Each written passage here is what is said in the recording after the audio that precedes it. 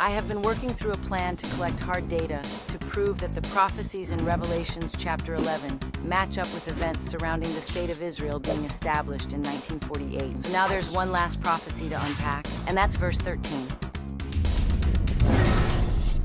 Revelations chapter 11 verse 13 reads, "At that very hour there was a severe earthquake, and a tenth of the city collapsed. 7,000 people were killed in the earthquake, and the survivors were terrified and gave glory to the God of heaven." All right, so on the 14th of May, 1948, the state of Israel was established. Verse 13 then says, "At that very hour there was a severe earthquake." I remember what Keanu said. Prophets are like poets. Creative writing, imagery, metaphors. So an earthquake might describe a war. An earthquake might describe a war. This chapter has been practically all metaphor, so it's highly likely that verse 13 is no different.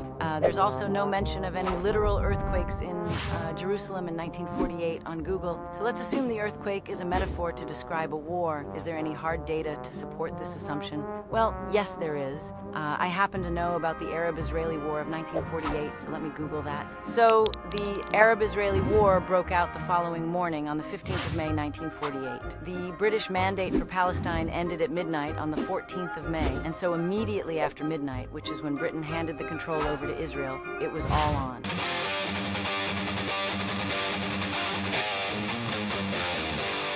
So verse 13, "At that very hour there was a severe earthquake," is metaphorically describing that at the stroke of midnight on the 14th of May, the Arab-Israeli War commenced. There's 2 data points right there. The next question is, how much of Jerusalem did Israel lose after the war? The metaphor says a tenth of the city collapsed. The war lasted about 10 months and formally ended with the 1949 armistice agreements, which established the Green Line. All right, I need a map of Jerusalem in 1949. So the Green Line split the city into West Jerusalem and East Jerusalem. Israel took everything west of the line and Jordan took everything east of the line. During the war, Israel seized 84% of the surface area. Jordan was left with 11.5% of the area of the city. The dark brown area is wholly Jewish. Jordan has the Old City, which includes the Temple Mount. So 11.5% of the city was lost to Jordan, which is a tenth of the city. I now have 3 data points on verse 13. The metaphor says that 7,000 people were killed in the earthquake. In Revelations, this means 7,000 Jews were killed. This was explained by the Rapture Ready team in their Revelations chapter 9 video about the 6th trumpet. Basically, the prophecies are all about the Jews. The 2 witnesses, being the Jewish people, are witnessing, meaning they are telling their story, giving their testimony. If you want me to make a video to explain more about this, please let me know in the comments below, and I'll make it. So 7,000 people killed means 7,000 Jews killed. That's the prophecy. Now I need the data. 6,373 Jews were killed in the war, but a number of Jews were also killed in skirmishes after the UN announced the plan to split up Jerusalem. If I include the number of Jews killed in these skirmishes, the total is 7,171.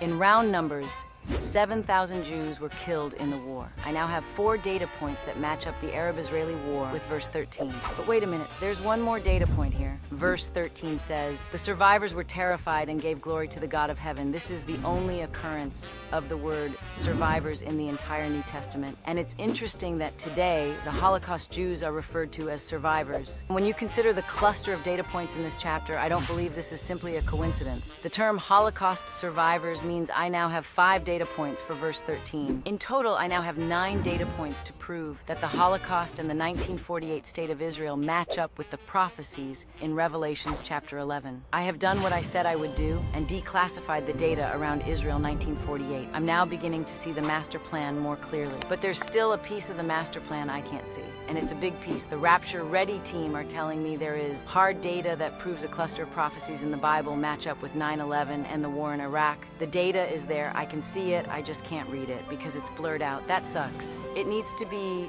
declassified. So I have a new mission. Find the data from 9/11 and the Iraq War that matches up with the Book of Revelations. And I will verify the data and the master plan myself. When I'm done, the blurriness will be removed so you can read the data for yourself. If 9/11 and the Iraq War truly matches up with the Book of Revelations, then I will know it by the end of the next video.